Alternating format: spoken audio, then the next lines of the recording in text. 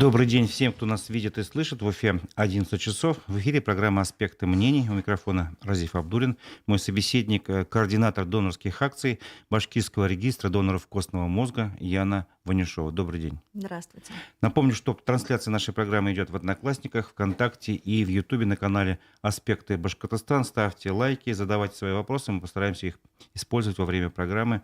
Сегодня, понятно, по названию, по должности собеседника, что мы будем говорить о трансплантации костного мозга, о том, как эта процедура помогает спасти онкобольных. И во время эфира постараемся поговорить с одним из тех, кому эта трансплантация помогла. Итак, давайте поговорим об этом, о регистре доноров костного мозга. Яна, расскажите, для чего создан этот регистр, что он из себя представляет и как в него можно попасть? Регистр — это такая электронная база, да, если так вот грубо говоря. Это электронная база, где хранятся данные людей, которые когда-то узнали про необходимость, да, помощи, узнали, что, оказывается, костный мозг — это не спинной мозг, потому что, Об зачастую этом мы именно еще так подробно поговорим. Да. путают. И там находятся люди, которые согласны помочь тем, кто нуждается в костном мозге. Для тех, у кого последний шанс на выживание — это трансплантация костного мозга. Это такие пациенты с диагнозом рак крови, достаточно различные формы раков крови и наследственные заболевания, которые связаны с кровью, с иммунитетом. То есть достаточно большой такой спектр заболеваний. То есть не только онкобольным помогает? Да, есть еще целый большой ряд наследственных заболеваний, где тоже может помочь именно трансплантация костного мозга. И трансплантацию, конечно, предлагают не всегда, не сразу. Сначала после постановки диагноза стараются лечить медикаментозными способами, химиотерапия. Но не всем, к сожалению, это помогает. И тогда для них остается последний шанс – это найти подходящего донора и сделать трансплантацию. И как раз-таки ищут таких людей, таких доноров в регистре. То есть в регистре находятся потенциальные доноры. Они еще не доноры, они только согласны помочь, если потребуется помощь. Регистр — это не скопище каких-то там баночек, скляночек, Нет. это просто цифровые данные о человеке, так правильно понимаю? Да, там именно буквенно-цифровые коды хранятся, возраст и пол потенциального донора. Личные данные, все контактные отдельно, а тут именно буквенно-цифровой код, который показывает за совмещение между донором и пациентом. А как попасть в этот регистр? Попасть в регистр есть несколько способов. Наши учредители, например, это наша республиканская станция переливания крови. То есть можно туда обратиться в рабочие часы, прийти, сказать, что я хочу быть донором костного мозга, то есть не только донором крови, да, но при этом не обязательно даже быть донором крови. То есть если вы хотите только стать донором костного мозга, то можно прийти и сказать. Также у нас есть партнеры. Это сеть лабораторий инвитро, они достаточно широко распространены в нашем городе, можно обратиться к ним. Бесплатно, донору ничего не надо будет платить, не обязательно соблюдать какой-то пищевой режим, так как анализируется фрагмент ДНК. А на ДНК, как мы знаем, не влияет, что мы покушали или попили. Поэтому в удобное вам время можете прийти в инвитро, тоже так же сказать, что я хочу стать донором костного мозга. Возьмут около 4-5 мл крови из вены. Отправят в лабораторию, там вычленят фрагмент ДНК, ему присвоят буквенно-цифровой код и внесут его в регистр.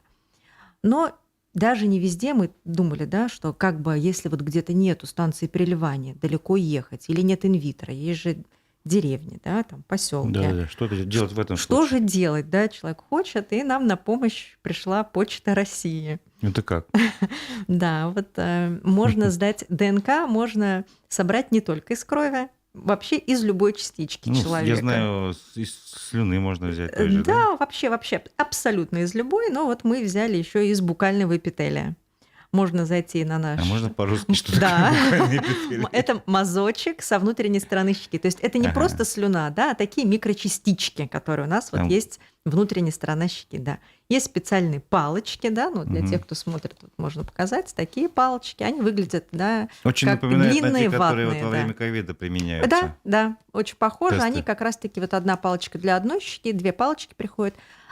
Сначала человек должен зайти на сайт rdkm.ru, это Центр привлечения доноров имени Васи Перевозчикова, и там прямо на главной страничке есть «Заказать по почте».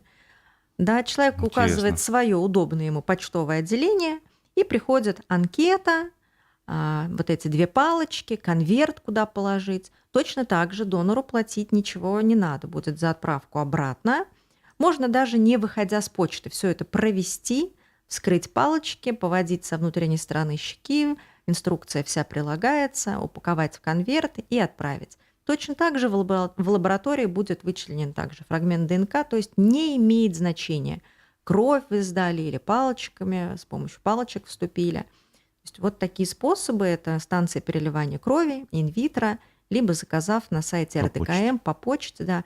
Ну, еще, конечно, очень хорошие, когда мы проводим непосредственно акции, да, с целью популяризации, вот как-то рассказать Я побольше. помню, в этом году, кажется, хоккейный клуб «Салават Юлаев» поддержал такую акцию. И, по-моему, во время матча прям среди болельщиков желающих добровольно проводились такие вот тесты. Да, мы находились в коридорах, и любой мог подойти, обратиться. Мы до начала матча были. В конце года мы закрыли также, хоккейный клуб проводит такие донорские мероприятия, когда переезжает станция переливания крови, люди приходят, сдают кровь. И мы точно так же находимся с палочками, да, совместно и могут вступить. Да, очень многие акции, например, спортивные мероприятия различные, потому что спортсмены такие с активной жизненной позицией Да, они люди. часто помогают кому-то, я вот, там, не знаю, и, там, тем же животным и прочее, а тут вот людям помогают.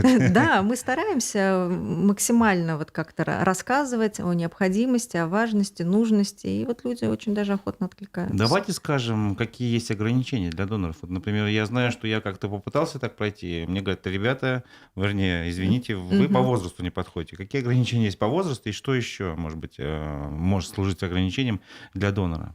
Да, не все могут вступить в регистр. Есть 3 критерия. Именно обратите внимание, да, для вступления в регистр, да, чтобы туда вообще в принципе попасть.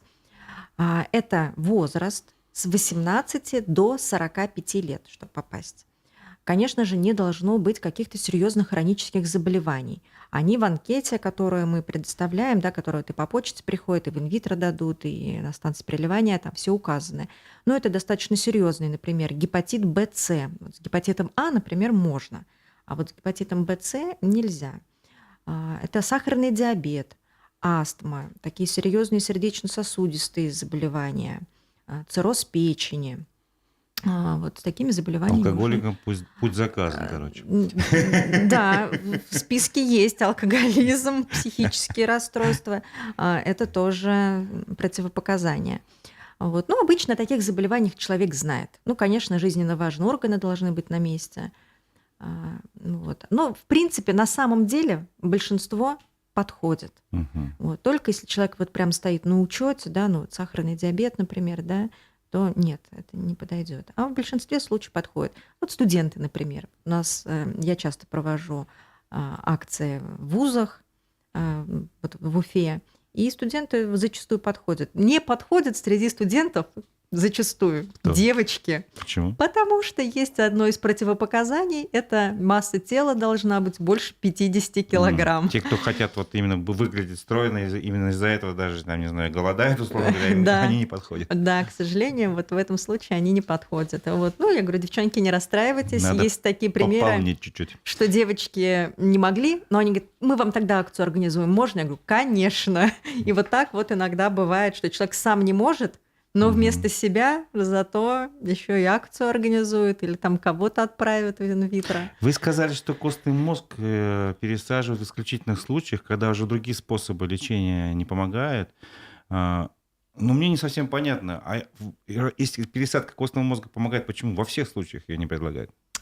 Ну, это для пациента непростая процедура. По большому счету, ну вот он идет, можно сказать, ва-банк, потому что предшествует, прежде чем сделать трансплантацию, да, вот как это происходит. Да.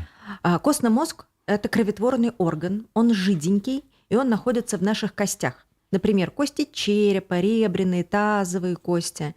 Он жидкий и делает нашу кровь. Вот то, что вы точно знаете, эритроциты, тромбоциты, лейкоциты – это все вот костный мозг делает. И почему-то он иногда начинает неправильно работать, делает неправильно. Точно слышали, да, белокровие говорят. Делает много белых телец лейкоцитов, и вот в простонародье говорят белокровие. Мгм. Как выглядит трансплантация? Нужно взять такой же костный мозг, да, почему мы смотрим именно ДНК, и пересадить. Пересадка выглядит как капельница, он же жидкий, пациент получает через капельницу. Но сначала его вот неправильно работающий костный мозг надо полностью уничтожить. То есть высокодозные химиотерапии ему полностью уничтожаются. И если не провести в 3 дня трансплантацию, то неоткуда больше будет взяться. То есть надо быть заранее уверенным, что есть донор. Конечно. Сама трансплантация предваряется определенной процедурой, как вы сказали, уничтожением Химиотерапия. костного мозга уже Да. как бы, ну, у пациента. Да. И только в этом случае уже потом все То происходит. есть, получается, иммунитет отсутствует. В этот момент, да? Да. Пациент в очень уязвимом положении находится. Надо быть уверенной, что трансплантация Но всё-таки потом в итоге произойдет. все-таки этот риск оправдывается. Вот еще, знаете, лет 10 даже, да, рак крови звучал как приговор. Сейчас с каждым годом это все-таки уже диагноз, и есть шанс вылечить. Если провести трансплантацию, то шанс на выздоровление 85%. Мгм. Для онкозаболевания это очень высокий, хороший процент. Поэтому, конечно же, да, это оправдано. Давайте попробуем сейчас созвониться с человеком, который уже перенес трансплантацию костного мозга. У нас есть договоренность с Аделиной. Сейчас вот я ее набираю, и мы попросим ее рассказать и о своем жизненном опыте, что вот как с ней все произошло. Аделина, добрый день. Алло, да, Как слышно, здравствуйте. хорошо? Отлично. Аделина, скажите, Меня пожалуйста, хорошо вашу слышно? историю. Действительно, вы болели онкозаболеванием, и вам пересадили костный мозг от донора? Да. В 2019 году мне поставили диагноз острый миелобластный лейкоз. И после того, как я прошла курс химиотерапии, мне была назначена трансплантация костного мозга. И вот в июне 2020 года состоялась. А как быстро вам нашли донора? Я считаю, что очень быстро. Я даже могу сказать по датам. 4 марта я летала, 2020 года летала на консультацию очную. У меня трансплантация была в Петербурге, в Горбачевке. И уже 16 мая я прилетела в Питер, чтобы уже целенаправленно лечь в отделение на трансплантацию. 10 июня она у меня уже состоялась. Достаточно быстро, 2 месяца получается, да? А как проходила Да, да. сама трансплантация, ваши ощущения? Ой, знаете, многие думают, что это что-то прям такое сверхъестественное в плане того, что это проходит как операция, что там, может быть, даже скрывают череп, потому что когда слышат слово мозг, ну, как бы сразу представляется голова. Это костный мозг. И сама процедура, она затрагивает несколько дней по времени, готовит пациента к этому, проходит кондиционирование, там 6 или 7 дней, я уже точно по датам не помню, капают очень сильную химию, которая убивает костный мозг, вот в виде капельницы. А уже самое такое важное, это сам день трансплантации, тоже приносит пакетик, цветом он напоминает, как будто бы тебе делают переливание крови, но там клетки донорские, и тоже в виде капельницы происходит заливка. И, ну, буквально, может быть, это 15-30 минут, у всех количество пакетиков от этого зависит. И ощущения, ну, когда само кондиционирование идет вот эти 6-7 дней, там разное. Там бывает и плохо, бывает, ну, в плане того, что там подташнивать может быть, но врачи всегда рядом помогут. А когда вот именно пакетик вот этот мне заливали, было, я не знаю, ощущение эйфории, что вот с каждой капелькой, которая поступает в мой организм, это новая жизнь, новая клетка, которая будет сейчас в моем теле, да, в организме обживаться, обстраиваться, ну и уже становиться потенциальным жителем моего тела и давать мне новую жизнь. Аделина, ну в итоге все как вот закончилось? То есть как повлияла вот эта процедура на ваше заболевание? А, Прошло 2 года, 10 месяцев и уже больше. Я в данный момент в полной ремиссии. Я сейчас как раз нахожусь в Петербурге на контрольном обследовании, и я очень рада, что я пошла на эту процедуру. Ни капли не жалею. И это дает увеличение и качества жизни, и самой жизни. И в дальнейшем уже, ну, как бы все в наших руках, все будет зависеть, как мы будем этой жизнью распоряжаться. Ясно. Вопрос еще можно такой задать? Знаете ли вы Да. своего донора лично или это все анонимно происходит? Я уже познакомилась со своим донором, да, мы с ним встречались. 2 года после того, как, случается трансплантация, ни донор, ни я, мы не знаем друг о друге ничего. Единственное, если мы хотим что-то узнать, мы можем позвонить в реестр доноров, и то там информация завуалирована. И вот, летом прошлого года, в июле, мы с ним познакомились. Он первый вышел на связь, он меня чуть-чуть опередил. Через реестр доноров они со мной связались, сообщили, что донор хочет со мной познакомиться. Мы через них обменялись контактами и начали общаться. Лично с ним встретились. Ой, у меня очень шикарный донор. Он сам микробиолог, и он в этой теме находится. Он занимается типированием.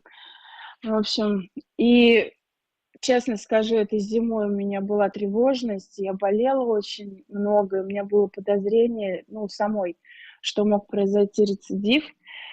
Я с ним связалась, списалась и сама, в принципе, ему сказала. Я говорю, у меня клетки сильные, так что все будет в порядке. Но клетки его непосредственно, конечно. Ну и когда я уже приехала на обследование, подтвердилось, что все у меня в порядке. Отлично. Что можете сказать нашим слушателям, которые, допустим, сейчас принимают решение, колеблются, может быть, стать или не стать донором костного мозга? Что вы им можете сказать? А, Ну, тут главное слушайте себя, свое сердце. И если вы решитесь стать в реестр и стать донором костного мозга, то вы однозначно спасете одну жизнь, это точно, и одним человеком на жизни станет более уверена в том, что чудеса в жизни происходят, и мир не без добрых людей, и люди легко готовы помочь. Почему легко, да, потому что там свои нюансы есть. Не будем здесь, да, вдаваться в подробности. Но человек, который готов помочь чужому, другому человеку остаться на этой земле, ну, это и мой герой. Вот как мой донор, мой герой. И тот человек, который помогает людям, это тоже однозначный герой. Поэтому это не сложно, это не страшно стать донором. Идите по зову души, но вот вы точно будете сами потом собой довольны, что вы спасли жизнь. Спасибо большое, Аделина. Мы желаем вам всяческого здоровья, счастья, благополучия, всего самого наилучшего. Спасибо, что откликнулись на наше приглашение поучаствовать в программе. Я напомню, это была Аделина, пациентка бывшая. Она сама тоже перенесла трансплантацию костного мозга. И, как мы видим, у нее все случилось, все хорошо. Будем надеяться, что и дальше будет так же хорошо. Да, наверняка уже все будет хорошо. Давайте уточним еще раз. Все-таки я обещал, что мы к этой теме вернемся более подробно. Все-таки, что это такое костный мозг и почему его путают со спинным мозгом? Ну, из-за названия. Вот нам так не повезло нашему органу. А Да, как научно просто по-другому можно назвать? кровотворные клетки, гемопоэтические стволовые клетки по-другому называется. Видимо, Но просто слишком длинный да, и непонятно. да, то есть если вот мы по медицинскому, то так. Ну, кровотворные так особо не говорят, все-таки на самом деле называют костный мозг, да, и в учебниках мы так встретим, да, но по факту, по сути, да, И гемопоэтические вот этот клетки. миф, что это как будто спинной мозг на самом деле нет, а он во многом, может быть, и мешает распространить вот вообще эту идею, Именно да? только исключительно из-за этого, да, потому что когда начинаешь, когда, например, я на акциях, да, вот на лекциях, на беседах рассказываю, я говорю, давайте покажите, где находится костный мозг. Ну, все, ну вот прям 9 из 10 люди, которые не связаны с медициной, с биологией, с генетикой, все показывают примерно район шея, позвоночник. Я говорю, ну, почти правы, там спиной. Да. Если бы мы говорили про спиной, вы были бы абсолютно правы. А так вообще нет. Костный мозг – это совсем другие кости, жидкий орган, да, поэтому и происходит. Это орган, поэтому называется трансплантация. Хотя вот, как Аделина сказала, да, выглядит как капельница. Ни донору ничего не режут, там скальпель не участвует Ну, все совсем. через вену, короче, как обычно Да, идет, да? да, Получается. да. Есть два способа Ну, мы об И этом сейчас тоже поговорим. да, Я хочу хорошо. спросить вас про ситуацию с донорством. Раз мы начали об этом говорить, насколько вот вы ее оцениваете с донорством, ситуацию в России и в Башкирии? Ну, слабенько, конечно. У нас пока регистр очень малочисленный. Вот на сегодняшний день, да, совокупно будем говорить про всю Россию, потому что, да, когда мы ищем донора, мы ищем не только в башкирском, да, а вообще в российском регистре. Это 200 тысяч человек. Для нашей страны это, ну, катастрофически мало. Это Это примерно очень какая мало. доля населения, не можете посчитать? Для нас надо хотя бы, вот наш самый минимум, 1 000 000, хотя бы. Вот прям минимум минимума. Вот для сравнения, да, другие страны, Германия. Это при том, что мы, в общем-то, процедура-то около 30 лет уже существует. Это не новинка. Это не 2-3 года, да, какого-то исследовательского, что мы тут набираем, 30 лет практически уже существует трансплантация, ее проводят. И за эти годы, ну, вот Германия, например, набрала 9 миллионов человек. Мгм. Даже Польша набрала 2 миллиона. Ну, представляете, да, Ну размеры да-да, и размеры население. люди, ну, я думаю, представляют именно. В Израиле, да, каждый 10-й это потенциальный донор, состоит в регистре. Вот у нас 200 тысяч. И это только исключительно из-за того, что вот, ну вот название такое, просто люди путают. Конечно, когда узнают, когда мы рассказываем, что нет, это не спиной, вам можно будет просто сдать кровь из вены, вы спасете, подарите кому-то шанс на жизнь, то, конечно, у нас наша культура, да, наш вот менталитет, мы все-таки люди очень отзывчивые. И вот мой опыт донорский, вот проведения таких мероприятий показывает, что люди отзываются, конечно же, да, как только Когда узнают. все понимают четко. Да, да, то есть нам очень, конечно, важна информация, очень важно об этом. Как мы любим говорить, сейчас эта тема требует, чтобы про нее говорили из каждого утюга. Ну, Тогда вот наши пациенты найдут себе подходящего почему именно донора. такое большое количество доноров необходимо? Давайте вот расскажем про генетический код. Мы об этом еще не говорили. Потому что немножечко отличается донорство крови, да, известное вот нам, и донорство костного мозга. Донорство крови как ищет? Группа крови резус-фактор, да, нас очень много. Даже если с кем-то случилось вот несчастье, да, нужно найти, мы можем среди своих родственников сказать, кому-то нужна там треть отрицательная, даже не самая распространенная, но найдем. А вот шанс найти подходящего донора – это 1 на 10 тысяч. Если человек заболел, в общем-то, всегда достаточно быстро вот находят донора, да, потому что он уже должен быть в базе. Не сработает так, что человек заболел И и давайте пошли поищем, сдавать. да. Так нет. Так не бывает там. Времени зачастую у пациента мало, поэтому человек уже должен находиться. Иногда бывает, что вот обращаются, да, вот так вот находят нас и говорят: ой, давайте посмотрим, вот нам бы найти наши родственники, сейчас все вместе пойдут, друзья мои готовы пойти. Тоже не работает? Нет, я говорю, вы просто не успеете, их не успеют внести в регистр. Нет столько времени, это достаточно, 10 тысяч, это очень долго, да, это сделать, и вы найдете вот 10 тысяч. Я говорю, если ваши друзья и родственники идут, то они идут помочь такому же человеку, как вы. Поэтому это надо заранее вот озадачиться о том, что если вдруг беда произойдет, чтобы То как есть давайте можно все-таки больше... проясним этот момент. Нет шансов, вернее, мало шансов на то, что среди родственников их генетический код совпадет с вашим. Это не работает так. Мама, папа не совпадут, потому что мы наполовину мама, половину папа, да, с точки зрения там, генетики, да, ДНК 50% мама, 50% папа, поэтому они Однозначно неплохо не подходят. попадают. Да. Иногда берут, все равно, когда нету вариантов, иногда берут маму, папу. Но это осложняется зачастую серьезно, ну, Какие-то осложнения, последствия да, могут быть. заболевания, аутоиммунные заболевания. Братья и сестры иногда. Ну, вот будем говорить, что нужно совпадение 10 из 10. Мама, папа 5 из 10. Братья и сестры зачастую 6, 7, 8. Если 8, 9, это уже очень хорошо. Мгм. Вот неродственный донор, вот поэтому он нужен. Мы можем найти неродственного донора 10 из 10, 9 из 10. Это хорошо. Именно поэтому лучше неродственное донорство. Ну и плюс сейчас. Большие ли у нас семьи? Нет. Братьев, сестер вот таких вот, да, чтобы было много перебрать, нет. Понятно. Ну, явно не 10 тысяч. Да. Такую семью сложно найти. Да. Хорошо. Есть ли у вас какая-то информация о том, сколько человек должно быть в базе данных в идеале? Вы сказали, 1 000 000, наверное, это не самая оптимальная цифра. И сколько человек удалось спасти в России? Минимально, да, должно быть вот 1 000 000 желательно. 1 000 000, да. Максимум ставить не будем, потому что Да. должны быть все, кто может. Нет предела Да, совершенства. да, должны быть. Ну вот показывает у нас такие данные, что ежегодно в трансплантации нуждаются, ну, по официальным данным, порядка 5 тысяч человек. Да, Мгм. ну, скорее всего, даже больше. Потому что, во-первых, ну, не все даже доходят до клиники, да, кто-то А сколько в год поздно удается узнает. сделать таких Вот процедур? где-то в год удается сделать 1800. Это и родственные донорства, да, вот братья, сестры, родители. Еще бывает иногда трансплантация от самого же пациента, то есть когда он находится во время ремиссии, делается забор, и при необходимости уже Вс- потом делается трансплантация. То есть и это сюда включается. Мгм. Даже такой Вот. способ Да, бывает. даже такой способ, потому что, ну, когда клетки нужны, и есть и такой способ. Вот примерно 1800.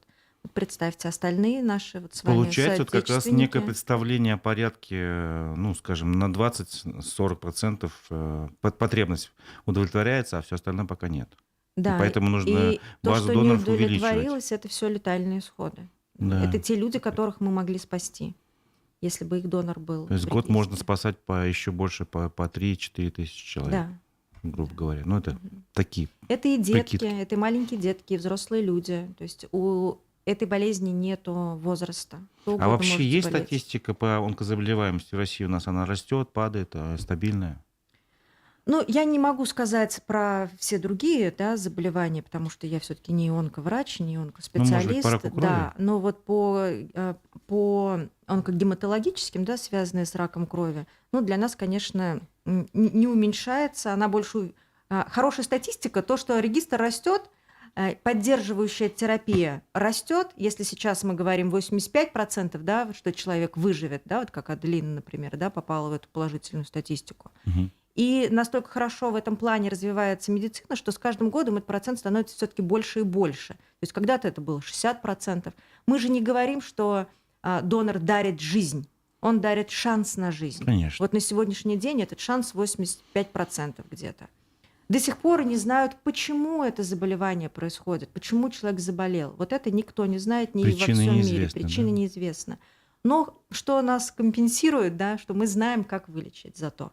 И с каждым годом знаем об этом все больше и больше. Вот это, конечно, положительно, это радует. Ну, меня впечатлило вот то, что Аделина сказала, что с каждой капелькой вот этого, ну, не знаю, материала, условно говоря, у Мгм. нее как бы эйфория, как будто новая жизнь протекает. А какие, вот она говорила про саму процедуру пересадки, а как забирает этот материал? Может быть, еще это пугает там людей, что вот, тем более путают со спинным мозгом, как можно забрать Да, этот костный мозг вообще? пугает изначально того, что люди представляют себе огроменную спицу в позвоночнике, потому что у нас кинематограф сделал все, В смысле, чтобы есть именно... фильмы на эту тему? Да, любые фильмы, которые медицинские связаны, где нужно спасти ребенка, то там, конечно же, ищут доноры, и всегда донора отправляют как в последний путь. Это все представлено все самым... Ну, оно и понятно, да, конечно, на картинке в кино так и должно быть, даже доктор Хаус так показывает. На самом деле нет, два способа есть, как человек может сдать свои кроветворные клетки. Первый способ, вот у нас есть в Уфе донор, который сдал именно таким способом. Он менее распространенный, но вот он выбрал такой способ. Из тазовой кости проходит под наркозом с задней части, из подвздошной кости, ну, примерно в той области, куда нам делают уколы. Мгм. Только уколы делают вовнутрь в тело, а Ну, тут наоборот, как забирают. бы, да? Точно так же, да, стерильным шприцом, то есть иголка, не надо делать никаких разрезов. Примерно процедура длится около 30 минут. Вот донор под общим наркозом находится, собрали. И я с ним разговаривала, я потом спрашивала, говорю, как вы себя чувствовали после? Он говорит, ну, у меня вот 3 детей, я когда с ними на горке покатаюсь, вот немножечко отобьешь. В одно место, да? Да, вот примерно так и чувствовал. Вот, сразу уходит. Но раз был общий наркоз, все-таки сутки находится еще в клинике. А на следующий день уходит, ничего делать не надо. Забирают около 3% от общего количества, вот сколько есть, да, у человека костного мозга. И опять-таки, да, не почка, почку, если кто-то поделится, конечно, очень хорошо, но вот она новая не вырастет. А тут будьте уверены, клеточки в среднем за 10 дней придут в свое обычное количество. Вот как их было, стало 97%, через 10 дней опять станет, ничего не делая, само по себе станет опять 100%. Человеческий организм, как завод, Сам все по себе, произведет, да. да? Этот орган так и работает. Вот он сейчас у нас, вот в данную секунду, так и работает, делает эти клеточки. Даже если чуть-чуть забрать, он не перестанет их делать. Он также будет их делать. Второй способ чаще выбирают. Донор подготавливается сначала 4 дня, принимает препарат, который у него этих клеточек делает. Вот в этот момент становится чуть-чуть больше, начинает их делать. Это тоже для здорового человека абсолютно нормально. Вот он их делает, и на 5-й день, когда уже вот там, да, с той стороны реципиент подготовлен, донор находится, ну, в достаточно комфортных условиях, его тоже с ним также врачи, чтобы ему было все равно волнительно. Вот, но он понимает, для чего это делает. Он с одной руки, у него кровь берут, специальный аппарат отделяет вот именно вот эти клеточки, да, которые увеличились для пациента, которые этому пациенту нужны. Своя кровь возвращается в вену другой руки. Он в сознании, телевизор обычно смотрит, но идет это примерно около 4 часов.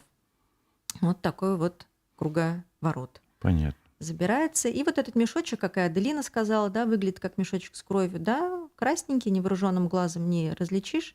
Он передается вот как спасительный мешочек для человека, для которого, в общем-то, вы генетический близнец. Вот перед тем, как мы начали программу, немножко поговорили же предварительно, и вы сказали, что стоимость создания, получается, ну, не знаю, одной клеточки информации про человека-донора около 15 тысяч, если не ошибаюсь, стоит. Ну, да. Почему, что входит в эту стоимость, и так ли это везде, то есть в других, может, организациях это по-другому? У нас откуда складывается стоимость? Да? Ну, во-первых, реагенты, да, пересылка в лабораторию, ну, работа, Ну, то есть исследования да, все вот эти, сама да? работа, да, то есть сколько стоит. Ну, вот примерно это на сегодняшний день, то есть раньше еще вот год назад, например, да, это стоило где-то около 10 тысяч. Но сейчас, к сожалению, логистика изменилась, да, реагенты не все российского производства, Мгм. приходится закупать, привозить. Ну, вот сейчас порядка это стоит 15 тысяч. Это цена, чтобы, да, не путать слушателей, это донор сам не платит, да, то есть это что стоит вот нам включить Ну да, человека. любая работа Я, требует например, да, расходов. прихожу на акцию, да, вот человек согласился, ну, условно, вот вы захотите вступить в регистр, да, то есть вот включение вас в наш регистр, ну, вот примерно порядка 15 тысяч стоит. Донор, тут почему эта информация все-таки важна, да, в каком плане? Потому что донор может отказаться вообще на любом этапе. И вот порой я вижу, что человек хочет вступить в регистр, потому что с ним рядом девушка, и он хочет произвести впечатление, и такой, типа, да, я бравый, я вступлю. Или иногда бывает, когда мы приходим в какие-то заведения, где есть иерархия, да, там погоны. И Мгм. начальник говорит, так, все вступаем. Вот так делать нельзя. Потому что вот он, или парень этот вступил, да, или сотрудники под давлением руководства там вступили в регистр.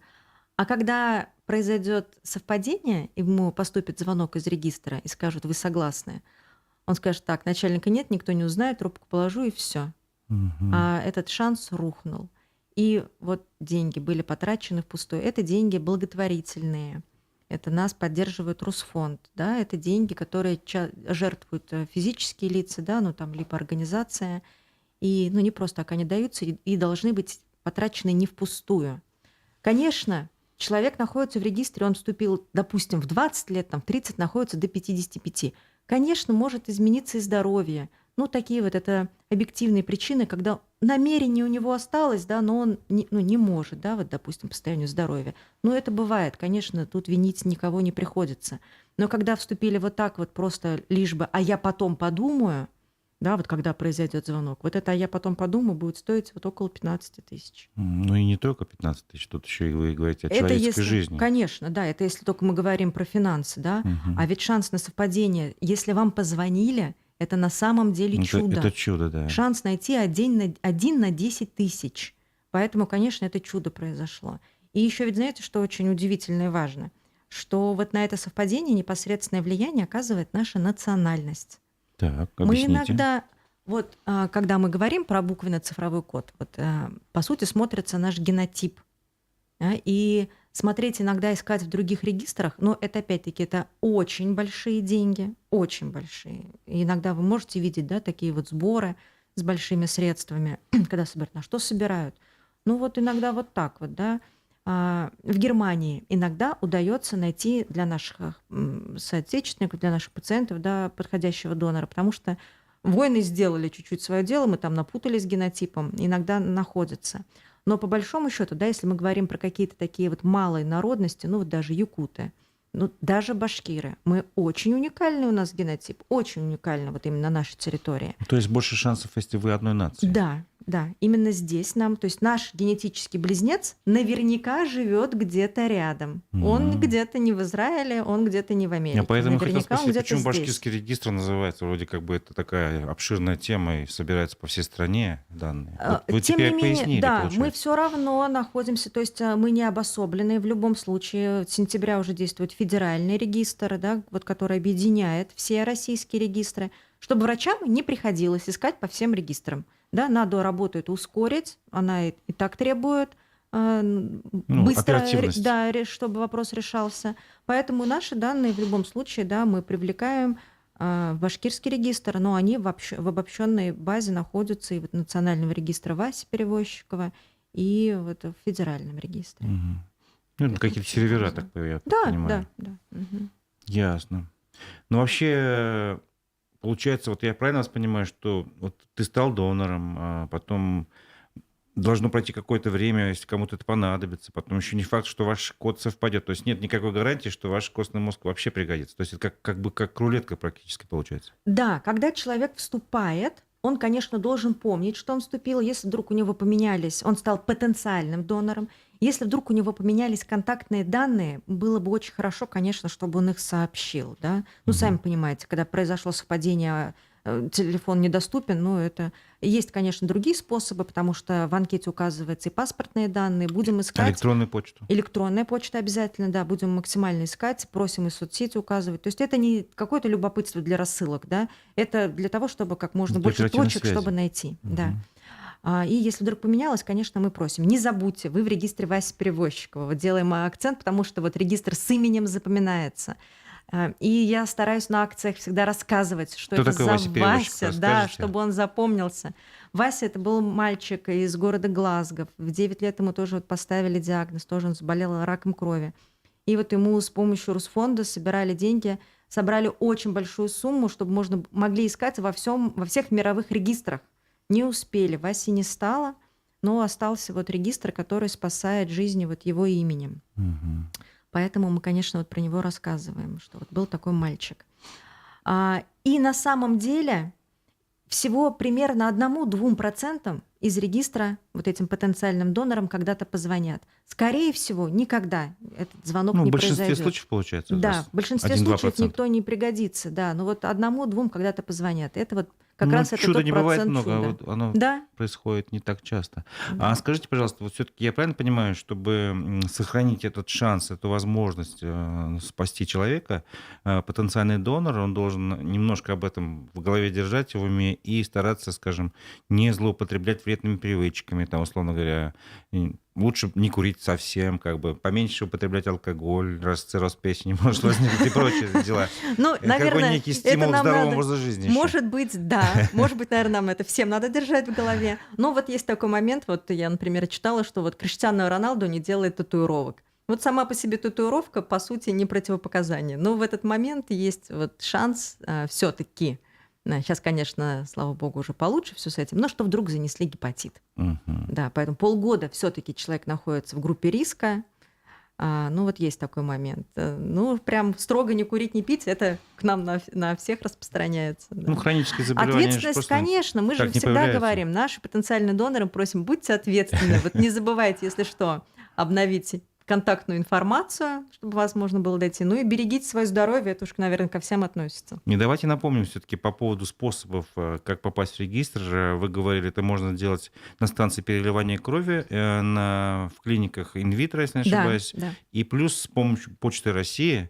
Но для этого нужно что На сделать? сайт именно вот Васи Перевозчикова надо зайти, да, именно И там сделать rdkm.ru заявочку, Да. вам пришлют на почтовое отделение. инструкции Да. и пришлют вот эти Да. вот палочки там и прочее. Потом Ну, вы можете к нам еще обращаться, можно зайти на нашу страничку ВК, Башкирский регистр, напишите, что мы хотим у себя на работе провести акцию, и я приеду сама к вам с этими палочками.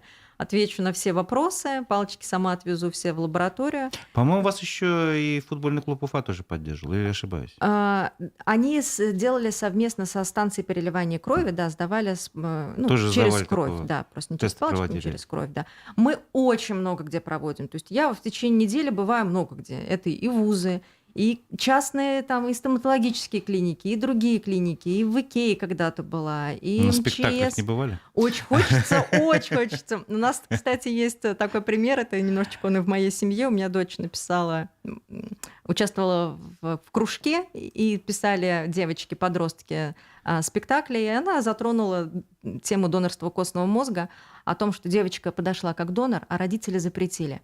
И она это не сфантазировала, такое на самом деле бывает. И вот сейчас в нашем башкирском театре этот спектакль периодически показывают. Да. Выбрали 3 спектакля, их объединили про истории подростков. А И можете вот про одна этот из тем. случай рассказать, вот то, что отказались родители? Да, есть такое, что это было не в Уфе, в России такое было, что девочка подошла, студентка, ей было около 20 лет, она подошла, а родители сказали: нет, если ты это сделаешь, мы тебе больше учебу оплачивать не будем. Ничего абсолютно не захотели слушать, никаких доводов, что это безопасно, просто вот так вот. Поэтому, когда меня приглашают на акции, говорят: у нас там только возраст вот неподходящий. Я говорю: это не важно, все должны об этом знать, чтобы хотя бы вот таких случаев не было. И зачастую бывает, что вот такое поколение старше 40-50 лет, они когда слушают, всегда находится история, что «а у меня так было», или подруга, или в семье, или что. То есть такой уже жизненный опыт, который показывает, что люди с этим сталкивались. На самом деле заболевание очень частое. Вот по статистике, каждые 20 минут в России кто-то узнает, что он болен раком крови. Вот пока мы с вами беседуем, кто-то вот уже получил такой диагноз, да, Да. и не Как единожды. минимум 2 человека уже. Да.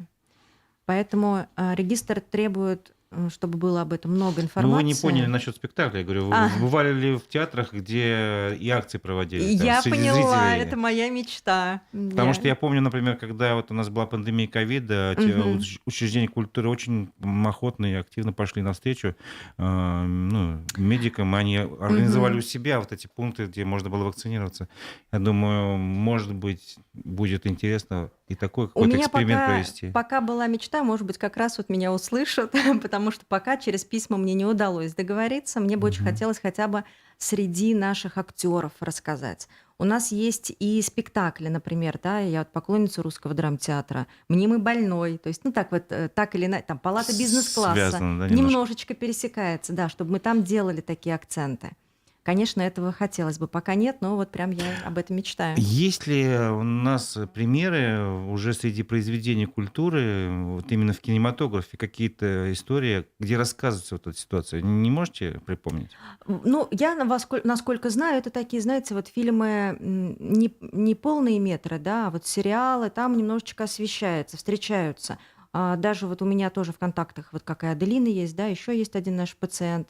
Потому что кинематограф, он же достаточно доступным способом доносит вот эти все идеи. Вот я помню, когда Есть была... хорошие фильмы, которые сняты нашими режиссерами, вот от Русфонда, например, да, это «Лист ожидания», где Мгм. вот прям на самом деле реальные пациенты прям Документальная, рассказывают. получается, история. Такой, да, он больше не художественный, такой документальный, потому что реальные Лист люди. ожидания, Лист давайте на всякий ожидания. случай повторим, чтобы кто-то захочет посмотреть, я думаю, будет интересно. Я просто помню, когда был сериал про ВИЧ во времена Союза, Мгм. там 5, 6 или 7, 8 серий, но очень интересно смотрелось, и по-новому совершенно смотришь на вот эти проблемы. Тут реальные люди рассказывают, как они заболели, как это все началось, как искали, да, кому удалось найти, кому не удалось найти. У нас же вот из последних, да, вот в последние годы самый медийный, кто столкнулся с этим, с этой болезнью, это Олег Тиньков, да, вот случилось. У него Да. тоже есть фильм, и он в легком доступе. На самом деле он очень хорошо рассказывает. Там может показаться, например, да, что у Олега Тиньков много денег, и поэтому он там себе в германском регистре нашел. Но, как я уже сказала, да, нет. Ему просто вот, насколько может повезти человеку с раком крови, ему повезло. Вот у Васи Перевозчикова, например, тоже средств хватало посмотреть везде. И у него точно есть генетический близнец. Точно есть человек, который мог его спасти. Просто, наверное, он думал, что это спинной мозг, может, вообще никогда не слышал. И он вот не в регистре, поэтому не пришел на помощь. Мгм. Ясно. Я думаю, мы, в принципе, достаточно подробно поговорили о теме помощи онкобольным и на заболевание рака крови. И трансплантация костного мозга помогает в 85% случаев, то есть это очень высокий шанс.